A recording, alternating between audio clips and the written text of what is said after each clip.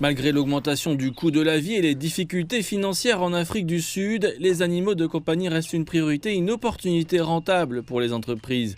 Rita Peterson travaille dans le secteur du toilettage pour animaux depuis plus de 30 ans. Il y a 7 ans, elle a profité de la croissance du marché pour créer sa propre entreprise mobile. Ces années-là, il y avait ces expositions. Nous avions l'habitude de les faire et puis tout d'un coup, il y a eu de nombreux coups de téléphone et tout le monde est venu.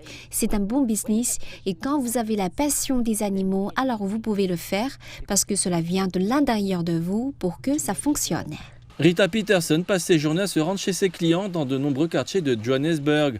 Nandu Menon, un client régulier, ne ménage pas ses efforts pour prendre soin de ses chiens.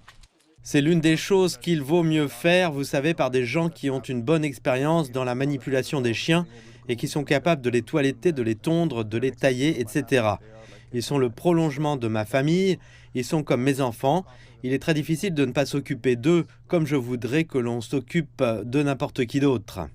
Les Sud-Africains revenus moyens sont le moteur du marché des soins pour animaux de compagnie, évalué à environ 429 millions de dollars. Une récente enquête de Brandmap révèle que les propriétaires dépensent environ 100 dollars par mois pour chaque animal de compagnie.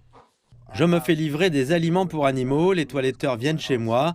Ce n'est qu'une question de temps, vous savez, avant que les vétérinaires commencent à faire des visites à domicile.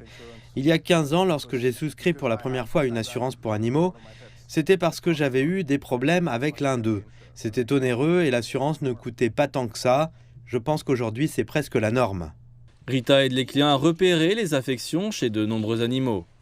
La première chose que je fais lorsque je frotte et que je trouve une masse, je les appelle pour savoir s'ils le savent.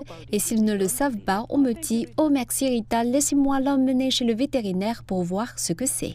Nandu Menon est reconnaissant envers Rita pour son activité de salon de coiffure, mais il aimerait la voir évoluer vers un service plus holistique. Rita, par exemple, ne gagne de l'argent que lorsqu'elle est chez quelqu'un. Pour elle, ce serait bien donc de se demander comment développer son activité pour en faire plus pendant qu'elle est ici. Puis-je livrer de la nourriture? Puis-je apporter des médicaments à vos chiens? Puis-je proposer d'emmener votre chien chez le vétérinaire? Le marché sud-africain des produits pour animaux de compagnie devrait continuer à progresser, à l'instar de la tendance mondiale. Une croissance annuelle de plus de 7% est attendue au cours des prochaines années.